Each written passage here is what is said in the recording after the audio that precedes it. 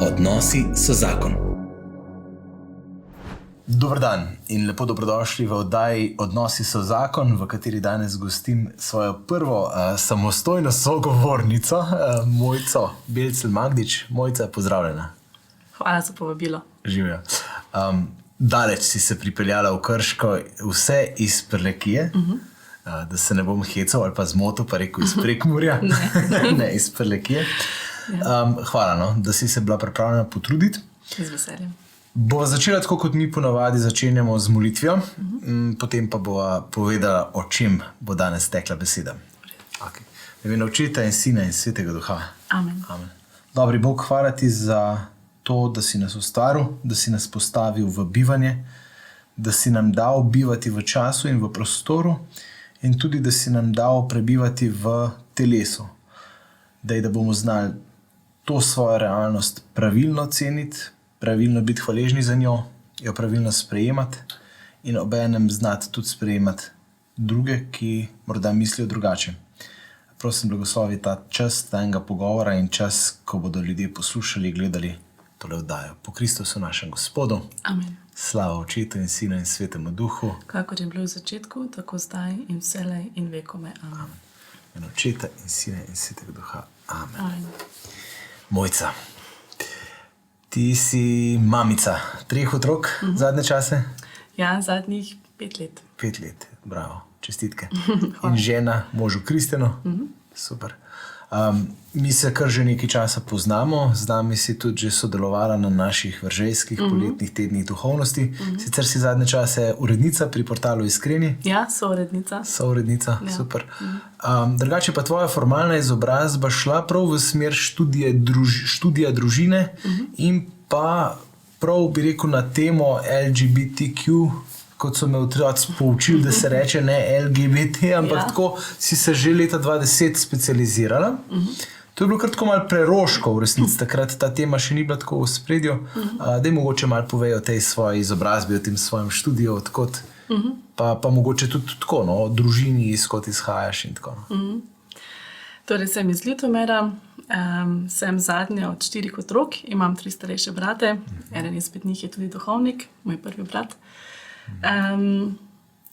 Tekom srednje šole sem se odločila, da bi rada študirala teologijo in sociologijo, vedno me zanimal človek, Bog in človek. Potem sem pa zvedela za študij, da lahko študiraš teologijo in družino in zakon. In se mi zdela super kombinacija, ker takega takrat v Sloveniji ni obstajalo in sem šla študirati v Avstrijo. Tam sem to dokončala, sicer z uradnim nazivom teologinja. In se mi zdel ta del družina zakon še vedno tako. Malo smo se ga dotaknili tekom študija, ampak premalo, da bi lahko kaj več potem delovala v Sloveniji, kajkoli bi bila. In sem se odločila za študij v Rimu. Prav študij teologija, družine in zakona. Tam sem naredila magisterij. Sem pa tekom tega študija v Rimu spoznala oziroma slišala prvič za izraz teorija spola. In me je zanimalo. Jaz sem se rekla, da je kristjan mora biti usmerjen v obe smeri. Proti Bogu, se pravi gor, in proti svetu, proti človeku. In vedno me zanima ta zeitgeist, ne? Kje je duh človeka danes, kje je človek danes, kje vpliva na njega danes. In ravno ta teorija spola je takrat ravno se začela razvijati, toliko bolj po Evropi in po ZDA. In sem se rekla, nič kot kristjanka, jaz moram to razumeti, kaj to je, ne? Kaj uči in kje napačno uči. In tako sem pristala v tej temi. Odlično. Dejva, mislim, da je čas, da se kar popiva v temo, ker me res zanima. Morda predno odgovoriva na vprašanje, kaj to je. Kdaj bova razložila, kdaj se je in kako se je razvijala. Mene zanimajo, kako se stvari razvijajo, odkot je geneza nečesa. Ne? In pri tej teoriji spola se mi zdi, da pač neposredna geneza sega v 60. leta 20. stoletja v tako imenovano spolno revolucijo, ne? Gotovo še malo predtem je bilo tisto prvo feministično gibanje za osvoboditev in pravice žensk, recimo, ne? In potem morda mi lahko kaj od te zgodovine najprej kaj poveš, pa bova potem podala pa definicijo, kaj to je. Ko imamo v mislih teorijo, vedno si predstavljamo, kot da je za njo en teoretik. Ampak pri teoriji spola ni enega teoretika. Tukaj je več posameznikov, ki so delovali na različnih področjih in v različnih desetletjih. Če grem čisto kronološko, ena izmed prvih je bila Simone de Beauvoir. Z njeno knjigo Kaj je ženska. Ona je takrat prvič postavila pod vprašaj moškost in ženskost in jo nekako opredelila, kot da sta to bolj kot ne socialna konstrukta. So določena vedenja, ki se od ženske pričakujejo, določena geste, določena pričakovanja, določen stil oblačenja, določen obnašanje in je nekako spol začela ločevati od telesa. In češ, da je v bistvu spola bolj kot ne, kaj družba od tebe pričakuje. Kaj pričakuje od moškega, kaj od ženske. Se pravi, tu je ona nekako razširila to debato znotraj filozofije. 10 let kasneje se znotraj endokrinološkega bi rekla, in medicine najde posameznik dr. John Money, ki je imel spet svojo teorijo. Teorijo, da se dojenčki rodijo psihosocialno nevtralni in da jim ti lahko do 3. leta privzgojiš spol.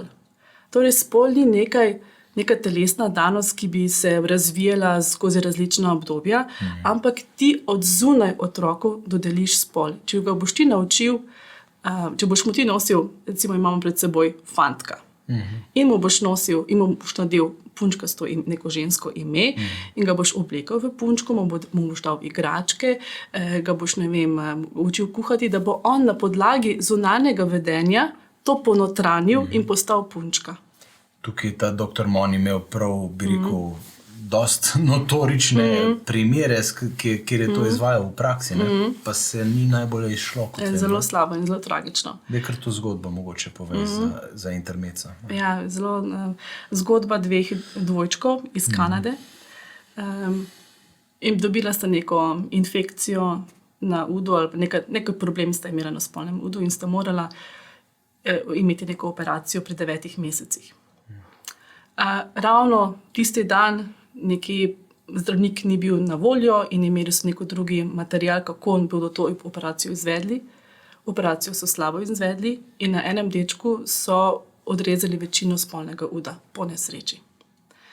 Na drugem dečku, bratcu, tega niso izvedli, ko so rekli, joj, te nesreče ne smemo ponoviti. Torej, en deček, bratec, je ostal brez večine spolnega uda. Čez nekaj mesecev ta družina po televiziji sliši, kako dr. Money govori, da se lahko spol prizgoji od zunaj. In da ni nujno, če se rodiš s temi genitalijami ali pa z drugimi genitalijami, lahko ti od zunaj prizgojimo spol. In mama je vzela te besede zdravnika dr. Moneyja, kot da jim je spregovoril Bog. Kot da je on podal rešitev na to težavo, ki so jo imeli. Dečka so pripeljali do tega zdravnika in on ga je s časoma, se pravi, vse od ne vem kolikega leta, se pravi od 1. leta naprej, vzgajal v punčko. In staršev dal podrobna navodila, kako ga ne vzgajajo. Mora imeti drugo ime, oblačiti ga na ta način, naj prihaja k meni. Kirurško bomo še odstranili mu tisti preostanek penisa, naredili bomo neke vrste vagino. Se pravi, deček je potem bil v naslednjih 10 letih zelo močno indoktriniran oziroma prevzgojen v deklico. Vendar že tekom vseh teh 10 let se on nikakor ni znajdel v tej ženski vlogi, v tej ženski identiteti. Vedno si želel biti s fanti, želel se ravsati, niso hotel to oblačiti, bil zelo depresiven, nesrečen, ni se nikjer našel v družbi in trpel tudi njegov brat in vsa njegova družina. Pri 13 letih mu končno starši oče pove resnico. In to je bilo za njega zelo osvobojajoče. In potem je še v to detranzicijo. Ampak ta družina je že bila tako zelo zaznamovana vsem tem trpljenjem, naj tudi omenim, da je dr. Money ta fantka zlorabljal. Spolno zlorabljal. Oziroma tako, vedno sta na to terapijo prihajala oba dvojčka skupaj. Torej, da je videl, kako fantek, ki ga prevzgajajo v deklico, napreduje in kako njegov bratec, ki še vedno fant, ali je kakšna razlika med njima. Ali je res ta fantek postavil, da bolj punčka ali ne. In potem, ker je bil dr. Money zelo sprevršen človek, jima je hotel od zelo hitro učiti, kako izgleda spolni odnos. Torej, da se je mogel ta fantek, ki je bil punčka, ki so ga prezgali v punčko, nekako podrejati, da bo vedel, kako bo on kasneje moral delovati, ko bo ženska in bo imel ženski spolni odnos, oziroma spolni odnos in bo ženska, se pravi, šlo je za krute zlorabe. Ne? Ampak kaj se je pa zgodilo kasneje s temi raziskavami, ki so jih takrat seveda publicirali, objavljali, ga imeli tega dr. Monija za eno avtoriteto na tem področju in se je v bistvu iz teh raziskav, ki so bile v resnici po domače povedan fake, razvijala naprej ta teorija. Ja, on je bil v bistvu primat med temi psihologi in on je imel, napisal celo knjigo in je ki je rekel, da ta njegova teorija drži, da ima tukaj primer, ki deluje, hodi na simpozije in je bil zelo cenjen, vse do leta 1996. Takrat tudi, ko se je sam ta fant, ki se je potem nadel ponovno moško ime, ko je on spregovoril, ko je šel do novinarjev, ko je šel do drugih znanstvenikov, ki niso verjeli v Monijevo teorijo in raziskovali po svoje. Takrat je prišla resnica na dan, da je bila ta študija fake, kaj vse se je dogajalo, se pravi razkritje enega novinarja, ki se je povezal s tem fantom, je potem se zaključilo, kako bi rekla, je on temu dr. Moniju naredil konec in konec njegovemu, kako bi rekla, njegovim privilegijem in njegovi teoriji.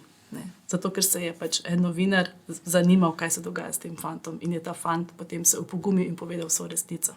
Ta fant je kasneje naredil samomor. Žal je naredil samomor, ker je pač travme, ki jih je doživel, ni mogel nikoli do konca predelati. Čeprav se je potem poročil in tudi posvojil otroke od te žene, ki je imela prej že otroke, nekako ni zmogel že zaživeti. Kljub temu pa, se pravi, dr. Monij ni bil edini, to so bila 60-ta, potem naprej so bili pa še drugi, ki so v bistvu tudi iz njegovega dela kljub vsemu naprej nadaljevali to zgodbo. Točno to. Tukaj so potem, velika vloga je potem tukaj feministke. One so v bistvu potrebovali znanstveno podlago za njihovo razmišljanje, da spol ni vezan na biološko telo.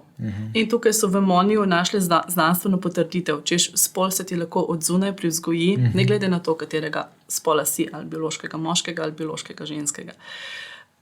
Feministke so potem svojim gibanjem in aktivizmom prešle na akademijo in tam odprle ženske študije spola. In tako se je potem ta teorija začela širiti.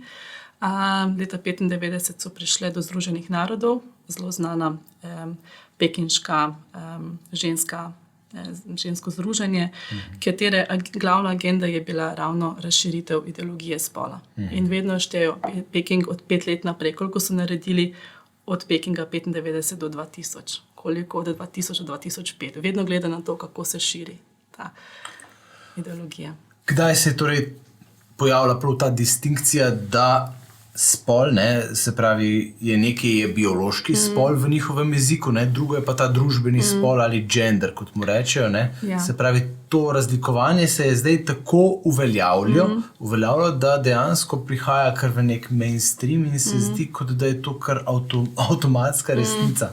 Peking 1995. Takrat je bilo prvič v dokumentih zapisano beseda gender. In veliko jih ni vedelo, kaj ta beseda sploh pomeni. Ja.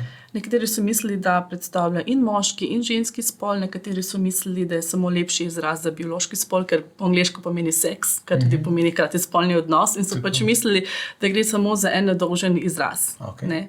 Niso se pa zavedali, da je tukaj dobesedno sprememba, da zdaj več ne bomo govorili o biološkem spolu, ampak samo o spolu kot družbenem konstruktu. Ja, konstruktu.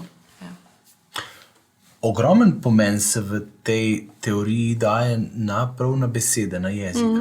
Ja. Zakaj je tako pomemben jezik? Ker če spremeniš jezik, spremeniš način razmišljanja. Kako? Zato, ker preprosto neko realnost, ker ti nekaj poimenuješ, kar je, ne srečem, to je kozarec z vodo. Če bom zdaj rekla, da je to žaba, in te bom prepričala, da to žaba zdaj v kozarcu z vodo več ne bomo govorili, ampak bomo govorili o žabi.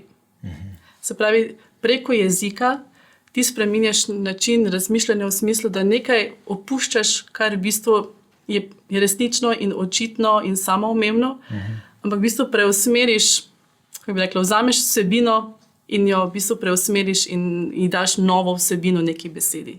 Ne, v tem smislu. Kako se to v praksi dogaja pri nas, okrog te teorije spola? Oziroma, deva zdaj morda je čas, da dava tisto definicijo, kaj je teorija spola, ker je zelo povezana prav s tem. Ja, teorija spola je v bistvu ideologija, ali pa, če še malo kasneje povemo o ideologiji. Teorija spola v bistvu uči, da je spol, vse smo v bistvu že veliko povedala, ne? Da spol... Da jo koncizno proba ponoviti. Ja. Da je spol zgolj družbeni konstrukt, ki se ga ti naučiš, ker si bil to vzgojen. Okay. Torej, spol ni več vezan na tvoje telo, na neko objektivno biološko resničnost in danost, ampak to, kar tebi družba določi. Da se moraš vesti, oblačiti, obnašati, katere interese moraš imeti, kakšno družbeno vlogo moraš živeti. To je kot srčika tega problema. No. Ok, in potem tukaj začnejo potem oni govoriti proti tako imenovani binarnosti spolov, ne? To pomeni, da sta spola dva, moški, ženski, a ne? In da jih je koliko trenutno? Nemogoče, ker vsak si sedaj lahko izbere svoj spol. Aha, se pravi, ni več sploh številke 78, 112? Ne, ni. Sploh se nihče več ne ukvarja z številkami. A res? Ja, ker nekako smo prišli, zdaj smo nekako že v tretji fazi besede družbeni spol. Ne? Okay.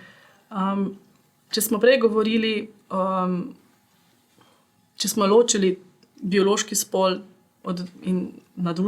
če smo ločili biološki spol in družbeni spol, se pravi teh pričakovanja, to, kar družba tebe pričakuje, da boš živel svojo moškost, svojo ženskost. Smo zdaj prišli, da v bistvu izraz gender, še vedno rečemo družbeni spol, je danes bolj kot ne psihološki spol. Občutja. Subjektivni spol, to je občutje. Ne? In to je danes edini argument, ki ga oni imajo. Torej, več se ne ukvarjamo, kaj je družbeni spol, a je vezan na telo, a ni vezan na telo. Danes so samo pomembno še tvoja občutja. In če ti rečeš zase, da si pol človek in pol žival in da se ti tako počutiš, ti jaz moram verjeti in te to v tem spoštovati in da je v redu, tako se počutiš. V njihovem svetu je to tako. Ja, v njihovem svetu je to tako. Ampak v Ameriki to dejansko že tako funkcionira, pa v Kanadi. Ja, skoraj neverjetno je bilo, ko sem slišala v dokumentarcu What is a Woman, kaj je ženska, ko je neka gostiteljica oziroma intervjuvanka povedala, da imaš v razredu lahko učenca, dijaka, ki zase pove, da je žival in karkoli ga boš ti vprašal, katerokoli vprašanje, bo ti bo on, ne vem, ali odmjavkal ali odhovhoval. In ti v bistvu moraš to sprejeti, ker on to je. Ker se on tako izraža, ker se on tako čuti, da je in ti nimaš kot učitelj pravice ga popravljati ali pa od njega zahtevati, naj ti odgovarja s človeškim jezikom, s človeškimi izrazi. Se pravi, smo prispeli s tem, ko smo besedam dali povsem drugi pomen, naprimer kozarec postane žaba, smo popolnoma se ločili od realnosti. Ja. In smo prišli samo še na občutja. Ne? Ja. Ampak recimo, jaz sem slišal eno zelo zanimivo stvar, ne? Pač protagonistke tega je bilo to feministično gibanje, pač gibanje za pravice žensk, ki mu v resnici moramo dati kredibilnost za nazaj. Ja. Ne? Se pravi, te stvari so imele nek vzrok. Ne? Če se mal, bi rekel, neka mainstream ali pa tudi krščanska kultura posipa s pepelom, kar se ima za posipati. Ja, se pravi, tako spolna revolucija 60-ih let kot feministično gibanje je imelo svoje realne vzroke. Bom rekla tako, prvi val feminizma je bil zdrav in je bil v redu.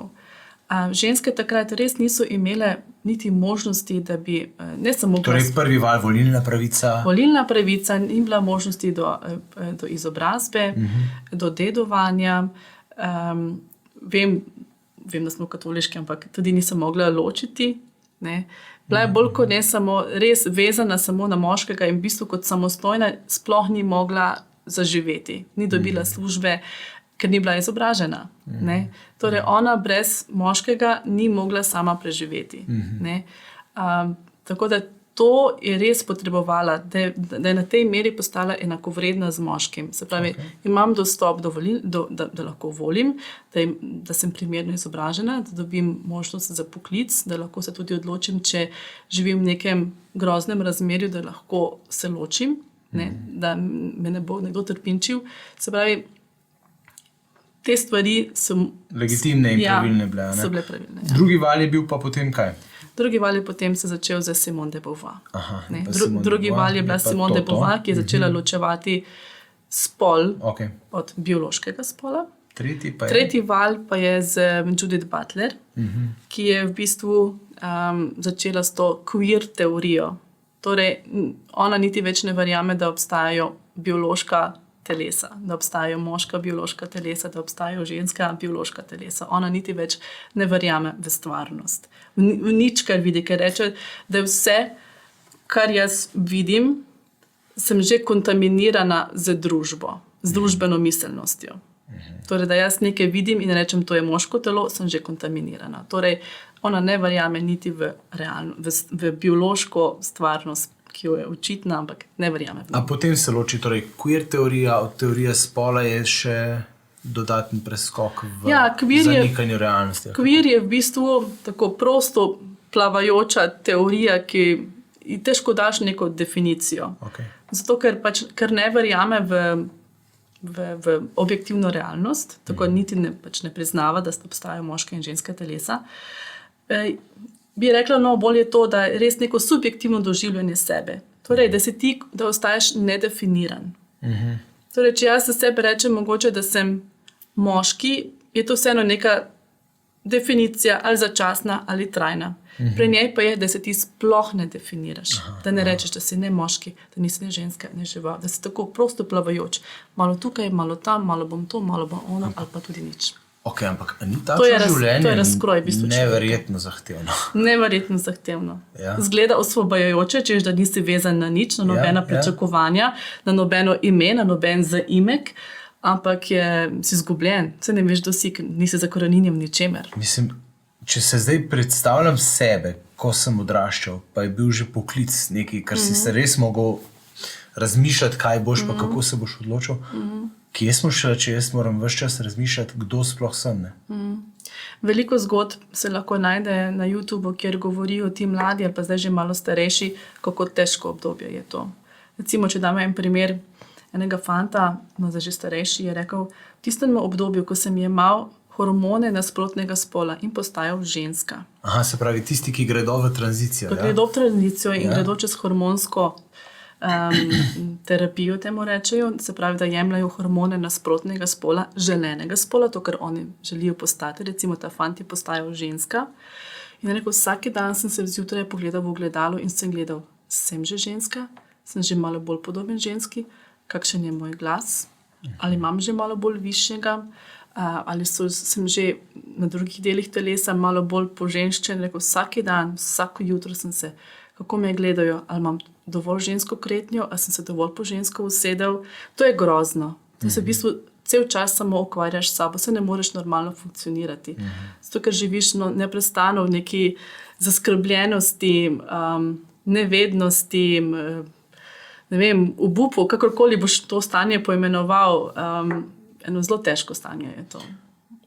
Težava je v tem, da se v resnici v ZDA zelo, zelo mladim otrokom, in tudi v Kanadi seveda, že dajejo, pa to na velika vrata trka v Evropo in seveda zdaj bomo večkrat več o tej trenutni situaciji tudi v Sloveniji, ampak zelo mlade otroke se vabi v to, da ne razmišljajo o tem, kdo ali kaj so, in če bi morda šli v času, ko niti približno še nimajo. Mislim, ker to je treba dovolj zgodaj narediti, da te hormonske terapije pač primejo. Takrat resnično še otrok ne ve, kaj je za njega dobro. V bistvu je, jaz bi rekla temu zloraba.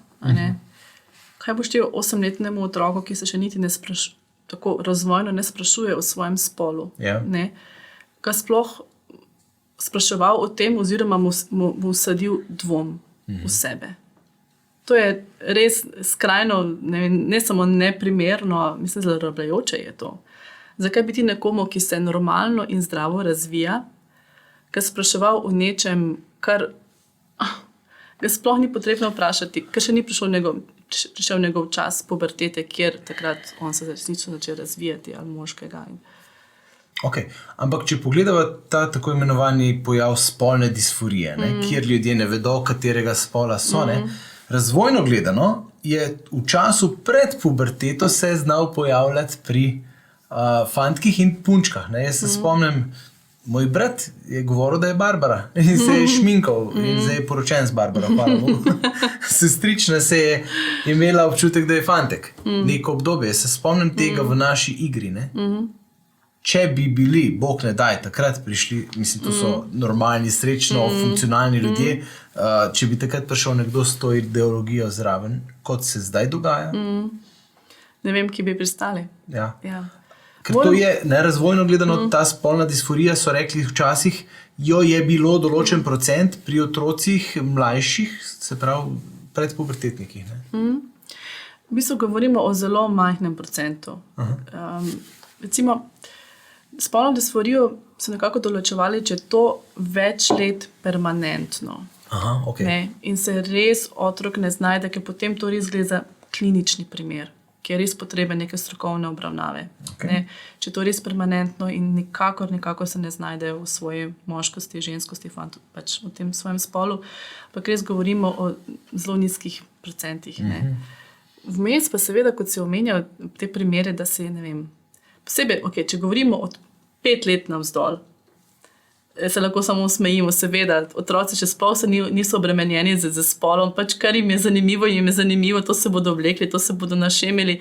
Jaz imam doma starega fantka 2 leti in punčko 3 leta in on vse ponavlja za njo. Če zdaj trenutno ona si lakira nohte s temi otroškimi barvami, jaz bi tudi, zato ker mu je zanimivo, ker to prvič vidi.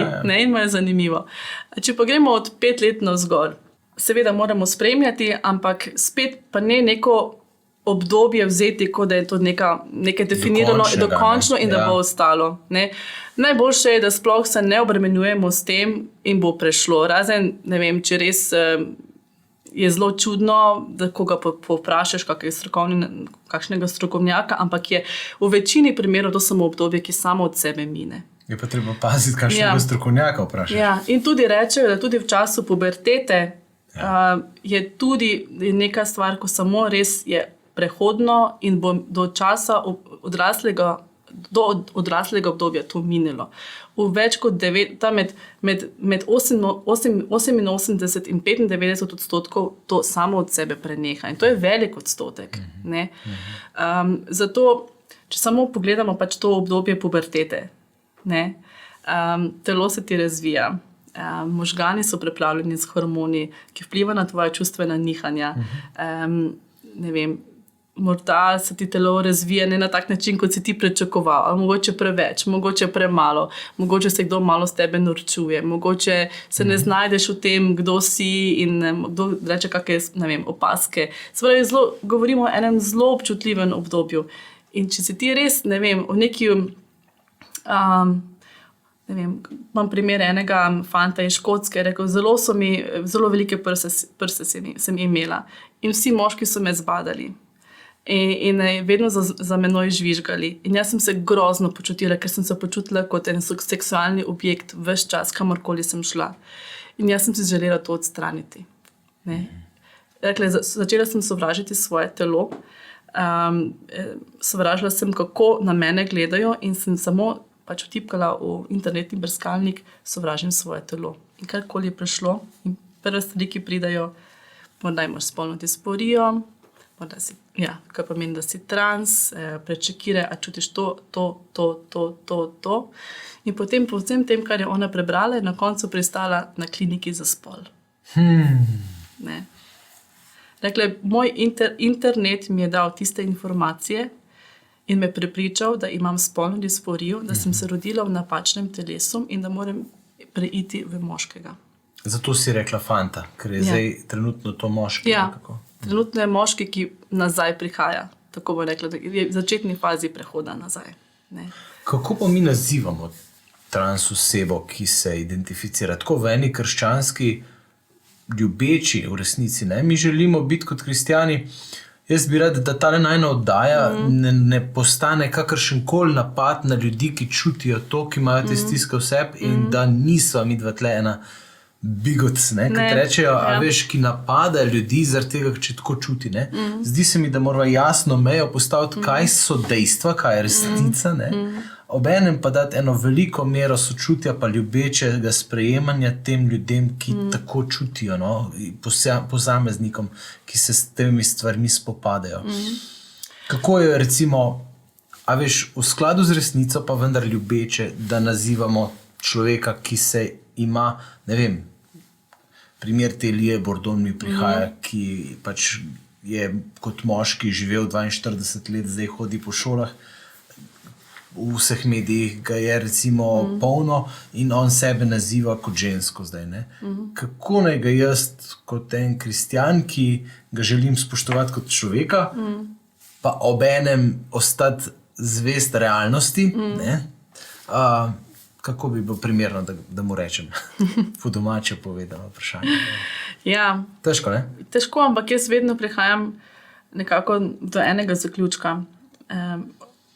Ko je nekdo res, ne vem, da živi eno drugačno življenje, ki je mogoče za nas nepredstavljivo, vemo, da je mogoče, ker tako živijo, bom rekla pač drugačno od našega prepričanja.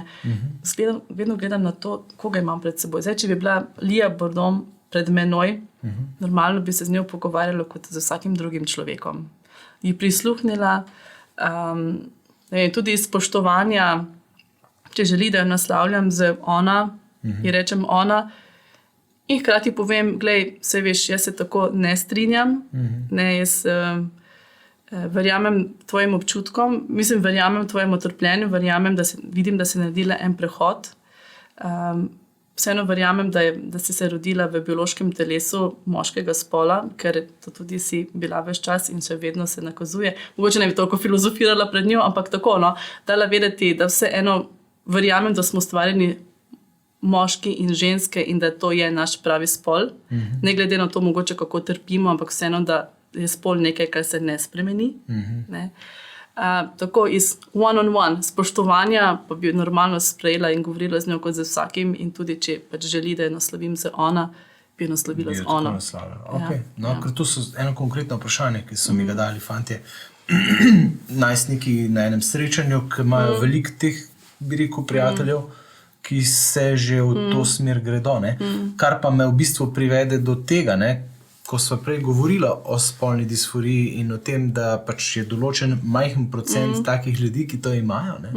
Zdaj, ko prihaja ta tema tako na velika vrata v naš javni prostor, ko, ne vem, oddaje po televiziji, filmi so z njo pač napolnjeni, muzika, kjerkoli članki, TikToki, Reelsi, vse je moda, v resnici vidimo, da mladi so preplavljeni s to temo. Mi starši mogoče se niti približno ne zavedamo, kako zelo prevalentna, prisotna je ta tema povsod.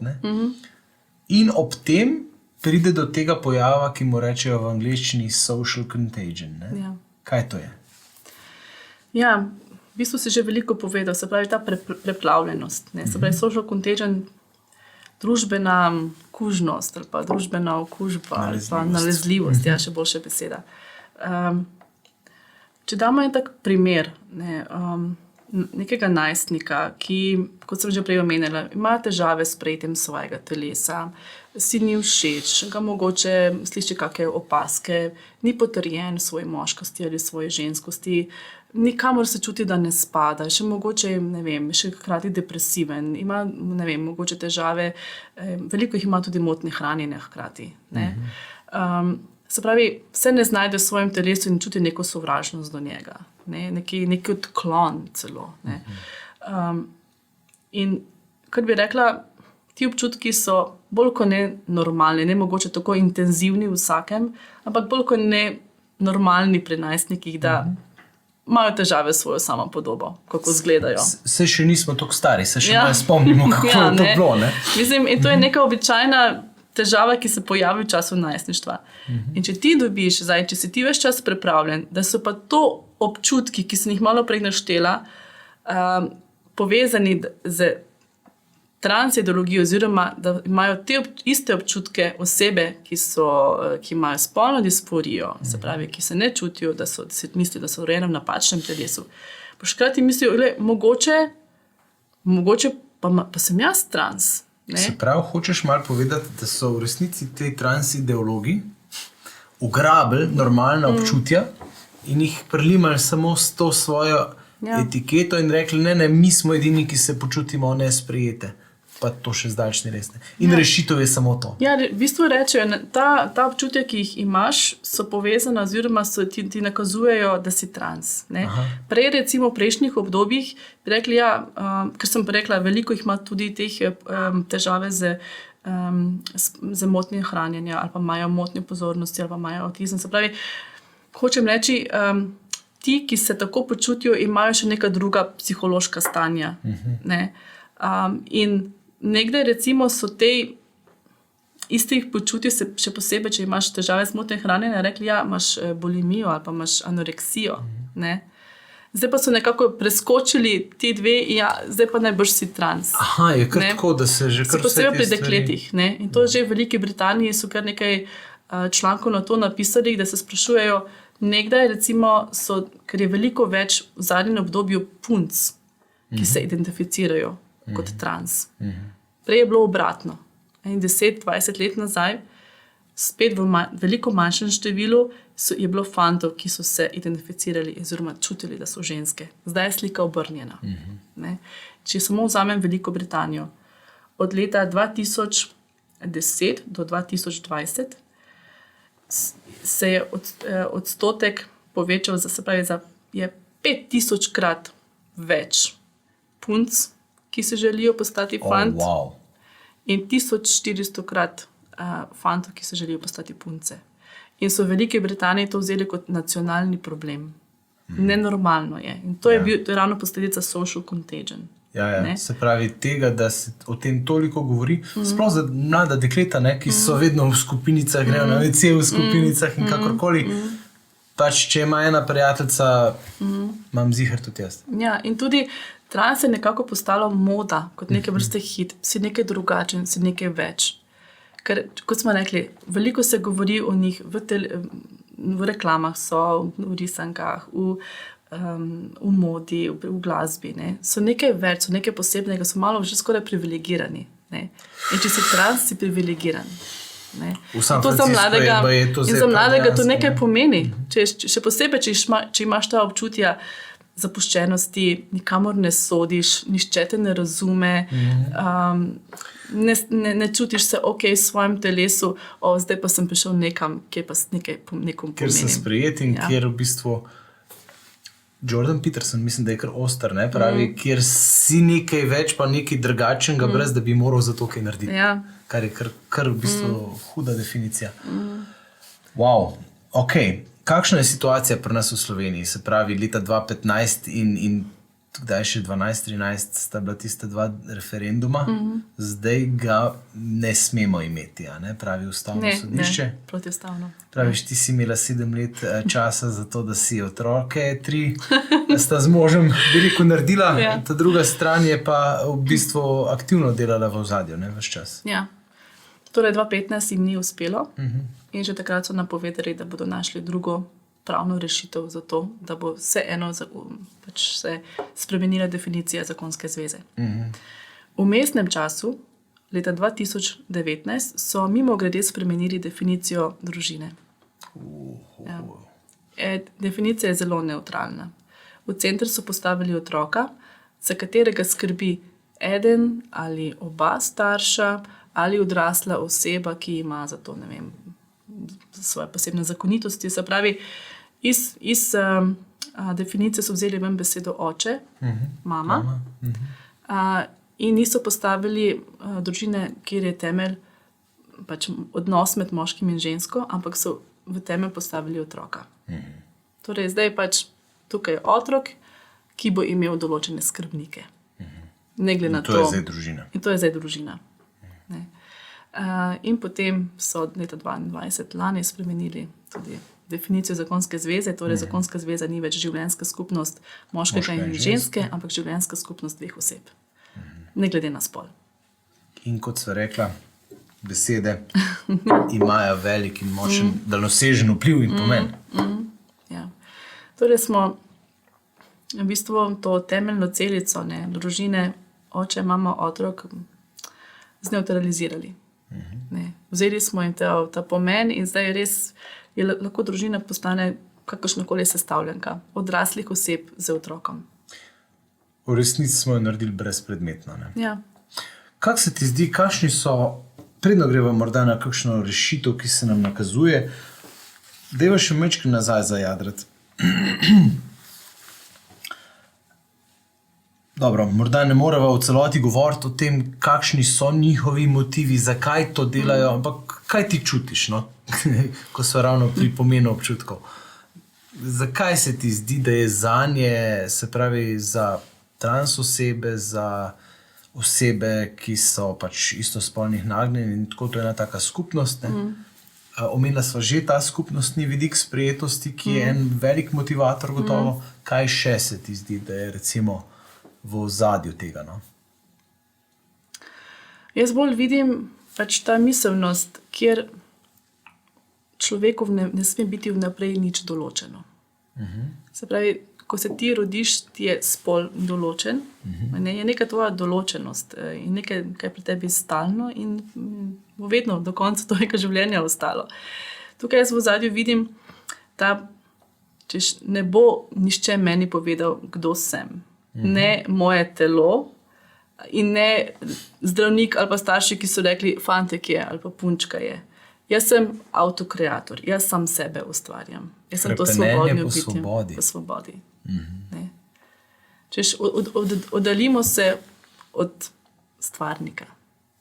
Oddaljimo se od stvarstva, oddaljimo se od nekaj, kdo mi je dal telo z nekim pomenom in namenom. In namenom. Ne bom zavrgal to, kar mi je bilo primarno dano in se bom jaz odločil, kaj bom in kdo bom in s kom bo še v odnose. Neverjetno. Tako, na misel mi prihaja besedna zveza, ki jo je Janez Pavel II. Uporabljal, ne? Se pravi kultura smrti, ne? Se zelo pač povezuje tudi z nesprejemanjem življenja ali pri spravu ali pri evtanaziji. Dejansko gre za eno tako širšo, veliko agendo. Gotovo so v ozadju še kakšna velika polja moči, ki jim to dejansko ustreza? Ne? Absolutno. Ne. Če samo pogledamo to, pač te tranzicije spolov. Ne. Tukaj so potrebna močna, veliko zdravil, dolgoletnih zdravil, operacij, to ogromno stane. In tukaj pač zdravstvo, farmacija ogromno služi. Ne. To ni za zanikati, ne. To je dejstvo. Ne. Se pravi, nekdo ima od tega dobiček. Ja. Ne. Druga stvar je tudi, pač, ko človek ne ve, kdo je zelo tudi dojemljivo, kako bom rekla, do manipulacije. Dober potrošnik. Ja, si že sam ugotovil. Ne. In ves čas pač v sebe nosi ali pa si kupuje, da bi zapolnil to neko praznino v sebi, bolečino, karkoli nosi v sebi. Ne.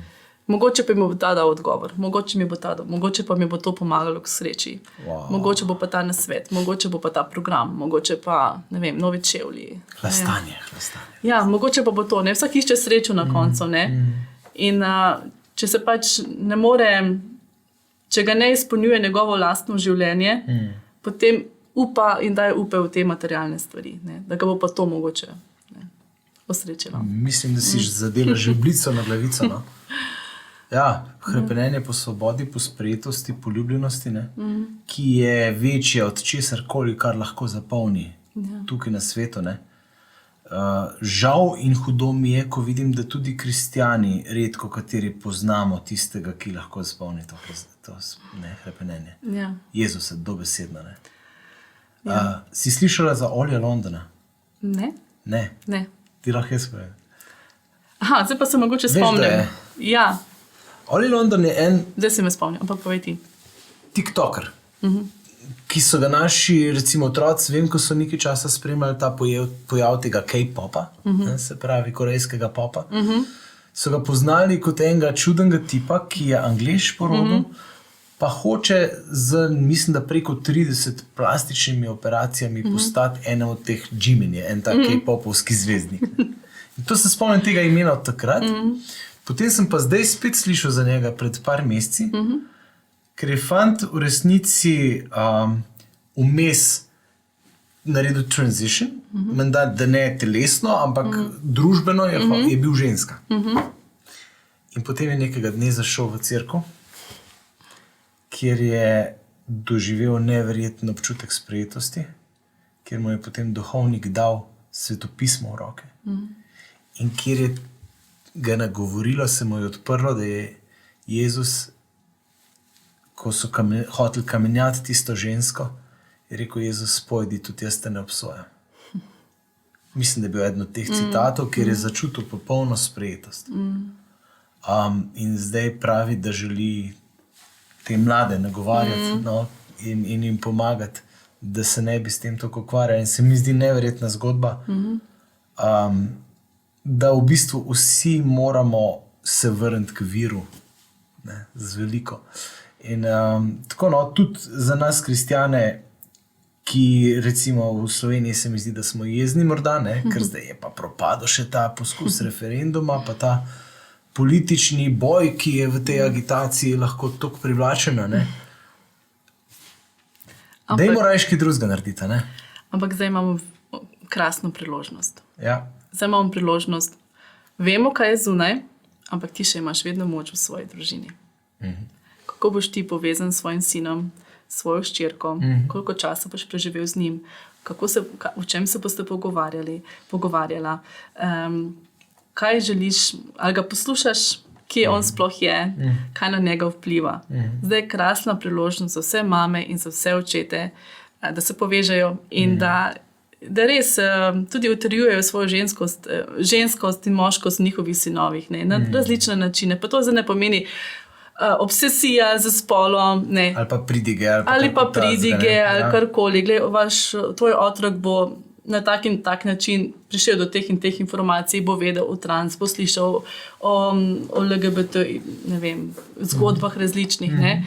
Ne moremo se zatiskati oči, to bo slišal slej ko prej, ne. Zdaj pa je na tebi, kako boš mu ti pokazal lepoto. Lepoto poročenosti, lepoto ženskosti, lepoto moškosti.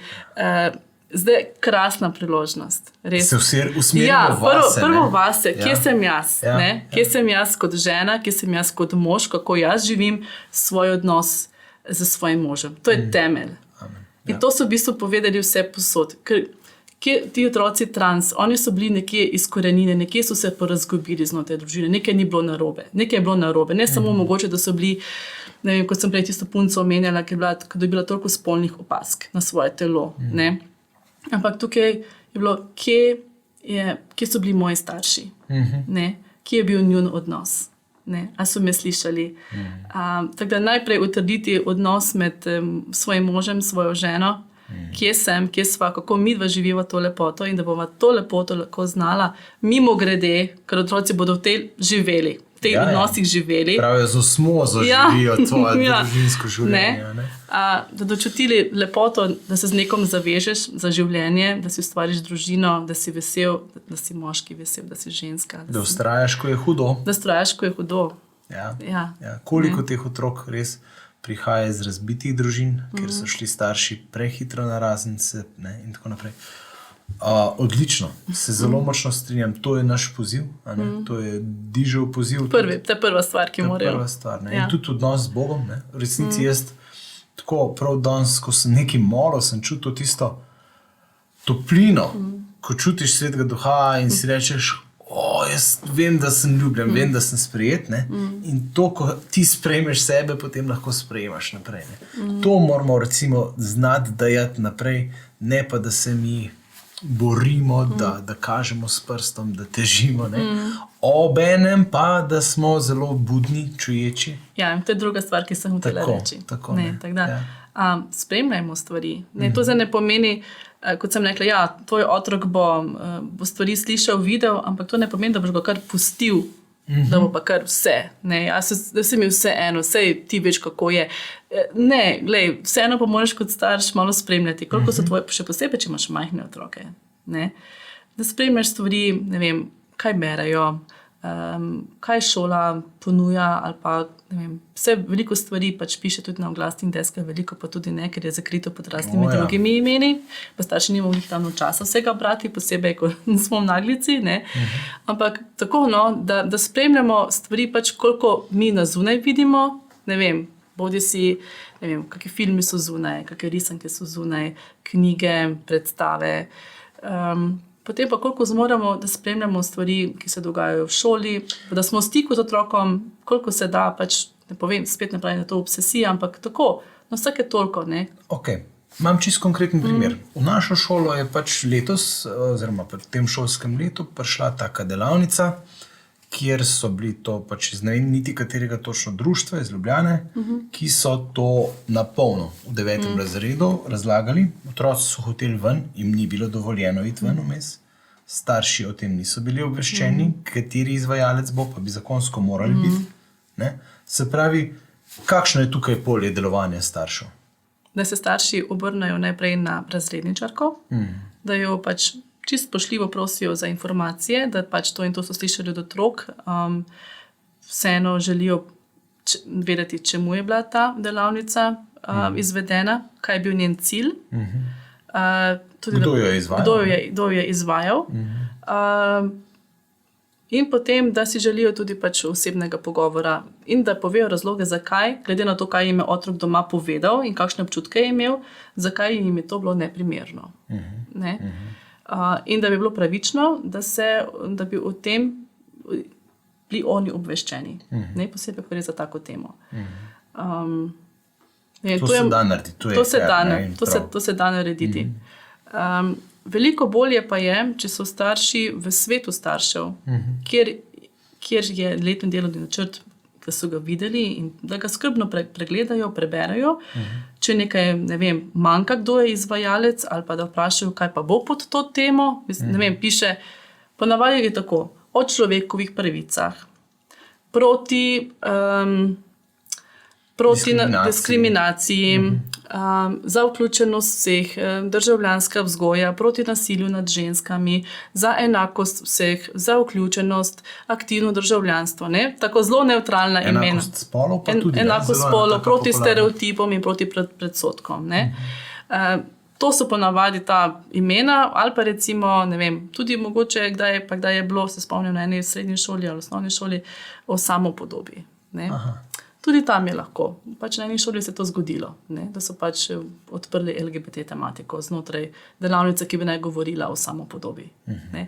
Tako da jaz pač pozivam starše, da so del sveta staršev in da pregledajo letni delovni načrt in se pogovorijo in rečejo, to pa se nam ne zdi sprejemljivo, ali pa nam povejte, kdo pride, ali pa predlagajte, koga drugega ne pride. A se da recimo res konkretno predlagati kakšne druge izvajalce, recimo, ali pa da se poleg teh pride še kdo drug, ali pa kakorkoli, da so neke debate, ne? Se tukaj bi v resnici morali stvar dati v debato, recimo, ne? Tako da rečem, problem je, da pač te informacije niso uravnotežene.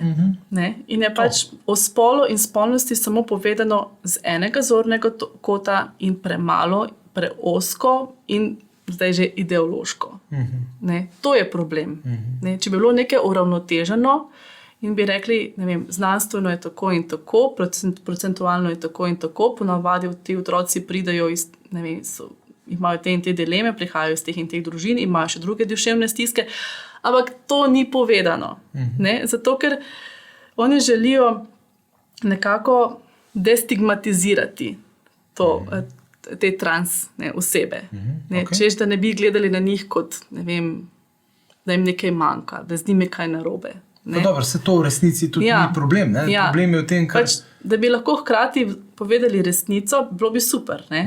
Imamo to osebo, je tudi neka debata, gojimo spoštovanje do vsakega, do izražanja vsakega. Tukaj pa, ne vem, so znanstvena dejstva, nesprejemljiva. To bi bilo v redu. Nesprejemljiva, ja. Govorimo spet za višje razrede, ko lahko že debatirajo. Ko lahko se že o tem... Kaj še lahko starši v smislu domače preventivne vzgoje? Prej so na kratko samo omenila, meni je čudovit ta film What is a Woman, ne? Se pravi, tukaj se mi zdi, da to si kar poglejmo, no? Mislim, da tam nekje od 8. razreda naprej bi že lahko, až verjetno. Ja. Jaz pravim, da mečkam prej, kot si starši mislijo. Ja. Zaradi tega, ker dejansko otroci prej pridejo bolj v stik, kot pa si ti v neki svoji starševski ljubeči naivnosti predstavljaš. No? Ja. Tako se mi zdi. No? Film, ta dokumentarec pove veliko, zdaj po novem ima tudi slovenske podnapise. Bomo potem dali link spodaj, ne, da bo lahko prišli do slovenskih podnapisov. Ja, kot prvo, da sploh vejo, da niso tako, ne vem, dinozauri. V tem dokumentarcu je beseda dinozaura omenjena. Se pravi, da vejo, kje je ta ideologija danes in kam gre. Kam vodi, ne? Ja, in kje je Amerika in kje je Kanada danes. Ja, mi smo zameli 7-letno pauzo, ampak kaj bo po Sloveniji čez 7 let? Dajmo se že zdaj izobraziti, ne? Videti, kam to vodi in kam lahko naše otroke speljejo. Ker slišal pa sem, da Anglija pa je mečken zavrla to zelo zgodnje medicinske postopke spremembe spolov, so že ugotovili, da je treba par korakov nazaj stopiti. Ja. Veliko stvari je bilo, zakaj so to kliniko zaprli. Ena od glavnih je bila, da se je pritožilo več kot 1000 staršev. Torej gre za masovno tožbo, kjer so v bistvu otroke bodisi pohabili ali jih uničili ali telesno ali fizično ali pa psihološko. No, te telesne stvari se ne da popraviti. Telesne se ne da popraviti. Ja, duševne porabijo veliko časa za rehabilitacijo. Ne. Ena od teh, se pravi, je to. Druga stvar, zakaj so to kliniko zaprli, je, ker niso videli nobenih učinkov. Premalo pozitivnih rezultatov. Se pravi, otroku so spremenili spol, ni srečen, še vedno depresiven, še vedno ima določene motnje, suicidalne misli, še vedno se reže, še vedno je asocialen, še vedno ne živi eno izpolnjeno življenje. Ne? Uničenje še bolj kot prej. Ne? Še posebej zdaj, ko določeni stvari več ne more dobiti nazaj, še posebej, ne vem, če je šla skozi dvojno masektomijo, se pravi, si je punca odstranila prsi, ni prsi. Če si dal rekonstruirati genitalije, konec, boš imel nikoli otrok, gre za grozovite stvari. Tako da, se pravi, eno je bila to tožba staršev, drugo pa je bila pač slabi rezultati. Kliniko so zaprli, in sicer otroci, ki čutijo to spolno disforijo, so zdaj jih naslavljajo na preostale pediatrične klinike, ampak imajo zdaj eno širšo ekipo, pa vse delajo nad tem. Se pravi, ekipa, ki bo resnično te vprašala, kaj je s tabo, kje si ti. Ker, kot sem omenila, veliko teh, ki se čutijo trans, so nekje na spektru avtizma, ali so depresivni, ali imajo motnje hranjenja, ali imajo motnje koncentracije, ali imajo ADHD, ali pa še kaj drugo. Ne. Se pravi, da oni vidijo, kateri so še druge težave, ki jih ima ta otrok. Ne. In da bo šlo skozi veliko bolj ta rigorozen proces. Kaj se do sedaj dogajalo? Ti si prišel k temu psihiatru in si mu povedal, da se čutiš nasprotnega spola in si se ti v bistvu samo diagnosticiral.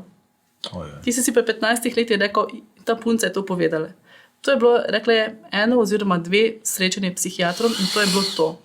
Vse posod je poslušal mene, kaj jaz o sebi govorim in na podlagi tega, kar sem jaz sama o sebi povedala, brez da bi me vprašal v kakršnikoli drugih okoliščinah, so me poslali na hormonsko terapijo. Oh moj bog. Ja. Predstavljaj si Jezu starša. Mojca, hvala lepa. Mislim, da so zelo dobro odprla to temo. Hvala za vse strokovne in druge uvide. Mislim, da je pomembno. Ja, točno tako, kot sva rekla, da nismo zdaj panični, da pač gremo najprej vase, da najprej pri sebi v svojem odnosu z okoncem delamo, da delamo na svoji vertikali, na duhovnem odnosu z Bogom in pa da v to svojo družino prinašamo, obenem pa da smo budni, čuječi in da se takole izobražujemo, kot si nas danes ti izobrazila. In pogovarjamo. In pogovarjamo.